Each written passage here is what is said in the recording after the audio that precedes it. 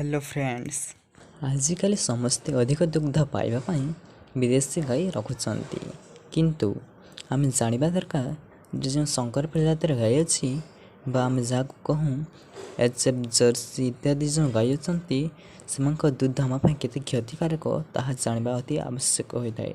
तेणु आज भिडियोटी से विषय में कहूँ तो चलते फ्रेंड्स वीडियो को स्टार्ट करवा किंतु ता पूर्व आप मैंने जब मो चैनल को सब्सक्राइब करना एवं ही सब्सक्राइब करूँ एवं पाखर थोड़ा बेल आइकन को प्रेस करूँ ऑल नोटिफिकेशन प्रथम जानापी।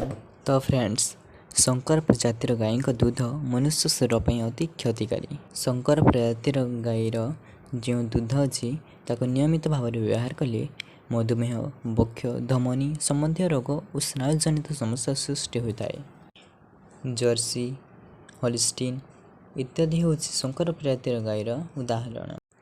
संकर प्रजातिर गाईर क्षीर A1 प्रकार जो देशी गाईर दूध रही A2 प्रकार A1 कहले यह आमपाई बहुत क्षतिकारक।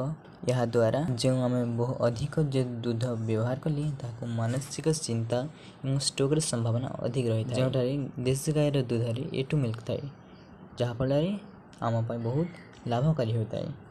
एवं यही विदेशी गाई मान जो दूध बाहर सेटार कीटाणु टॉक्सिन जहाँकि आमपाई बहुत क्षतिकारी होता है।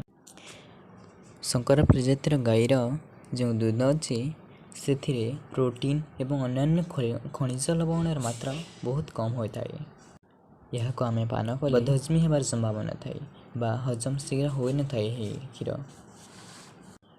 फ्रेंड्स तेणुक आम संकर प्रजातिर गाई दूर रही आम देशी गाई को आम जो निज अंचल गाई हूँ देशी गाई को पालन करी आम भारत को सर्वश्रेष्ठ करने उचित एवं यही विपदजनक एचएफ एवं जो अच्छी जर्सी गाई से दूर रहा आवश्यक ताको पालन करवा नहीं। तेणु आम यह एवॉइड करवा उचित। जय हिंद जय गौ माता।